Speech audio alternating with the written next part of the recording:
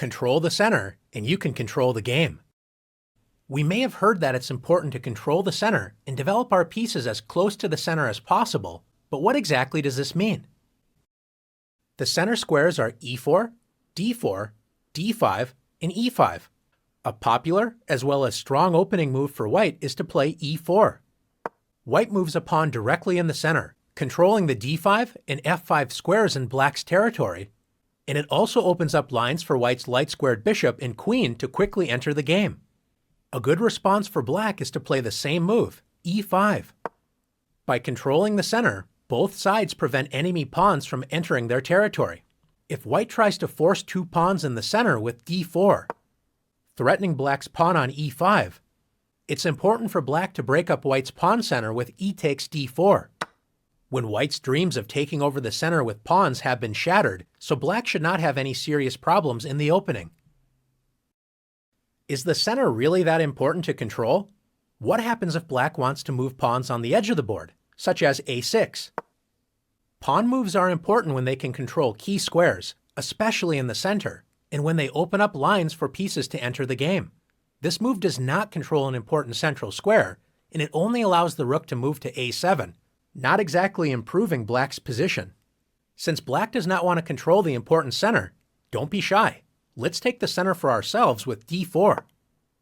White's pawn duo control key squares in black's camp, c5, d5, e5, and f5, making it difficult for black to activate pieces on these squares. If black continues to make meaningless pawn moves such as h6, black has no central control, and besides the pawns, only 4 pieces can move: the knights, which were already able to move at the start of the game, and each rook only has 1 square. Not a good start to the game for black. White's pieces, on the other hand, enjoy great freedom. White's queen and 2 bishops enjoy open lines, and white's knights are ready to jump into the game with a move like knight f3.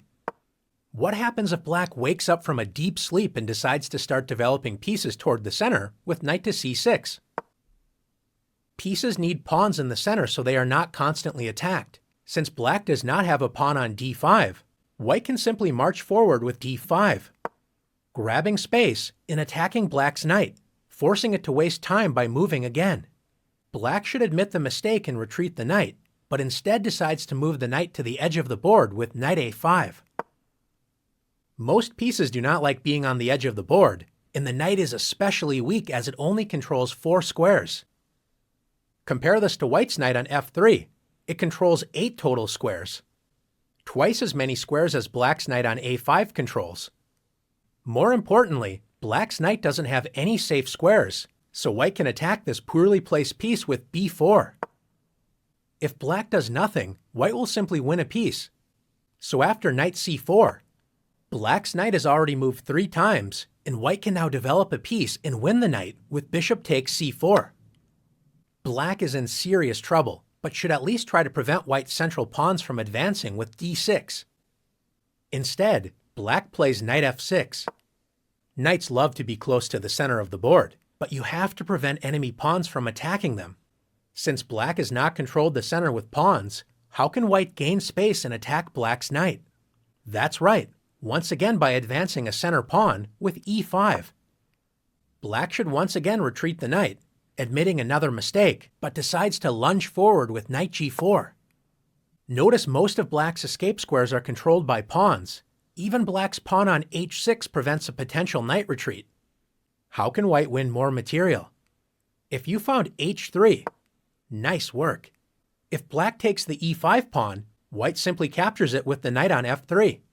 If black plays knight takes f2, at least grabbing a pawn before losing the knight, white should not be afraid to move the king. Let's win material with king takes f2. By controlling the center with pawns and actively developing pieces toward the center, white took advantage of black's careless play and is simply up 2 pieces with an excellent position. Now it's time to practice taking over the center in the challenges.